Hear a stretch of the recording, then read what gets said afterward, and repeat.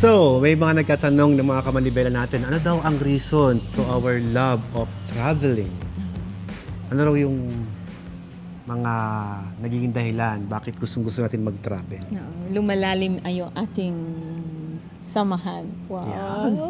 Yung relationship? Yes. At saka nakakakuha ako ng idea sa mga next project ko. Nagkakaroon ako ng some idea.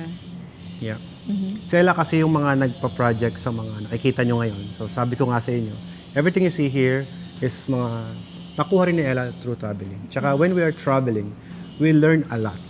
Through actual experience, we learn from the different culture, different country.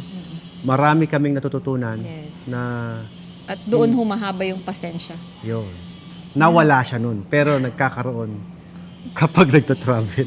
Anong mga lugar naman ang napuntahan natin this year? Can you tell them? Meron tayong Cambodia, Laos, Laos, Vietnam, Vietnam, Greenland, Germany, Germany, Denmark, ano pa? Switzerland, Switzerland, marami. Italy, New York, New York, Mexico, Mexico, and Brazil. Brazil. Yeah. Pinuntahan namin yung lahat ng 7 wonders of the world. May dalawa pa na hindi pa natin napupuntahan. Kasi yung Bethlehem, one of our bucket list yan.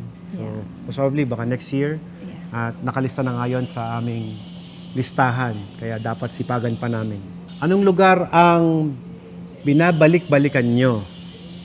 Ano nga ba lugar? China. China. Pumunta kami ng China. Bumalik kami ng China with the kids. Yeah. Pumunta kami ng China. When we're traveling, kapag nakita namin na yung lugar ay maganda at Safe for the kids. yeah, kaya namin i-manage yung pagiging tatay at nanay doon.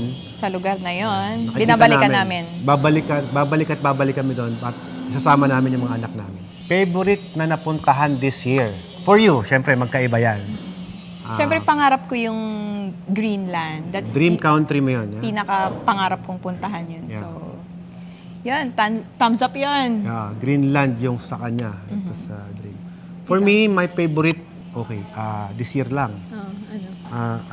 I will go to Morocco. Wow.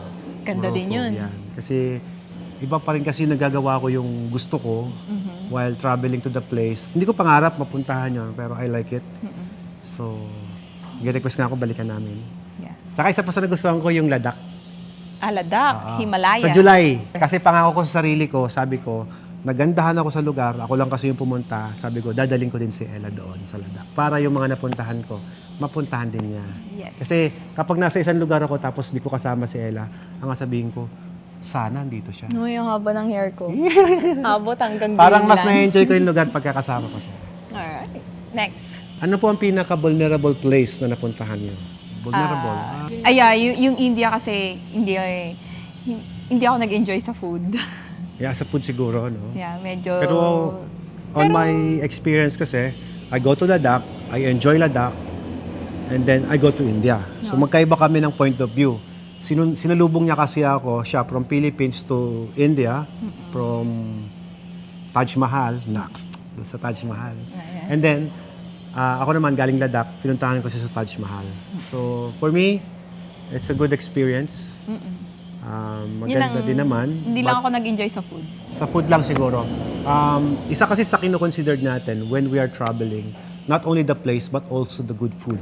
So if you eat na hindi masarap, di ka sasarapan sa pagkain, syempre nakakataas ng init ng ulo eh. So dapat yung food masarap din. So that's why when we are traveling, ang kino-considered namin is not only the place na maganda, Safe. yung food masarap, tsaka dapat safe.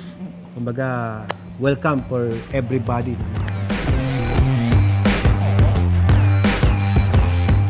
Ano ba yung mga unexpected event?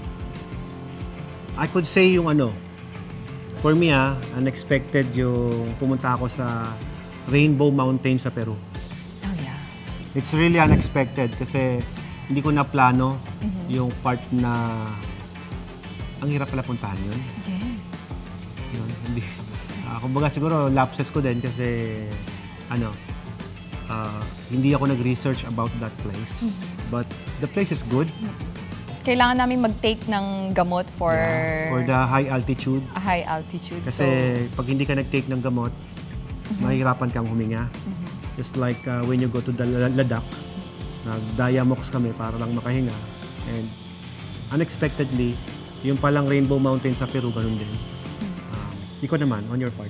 Oo, parang yun din. Parang yun din. Kinopya niyo sagot ko.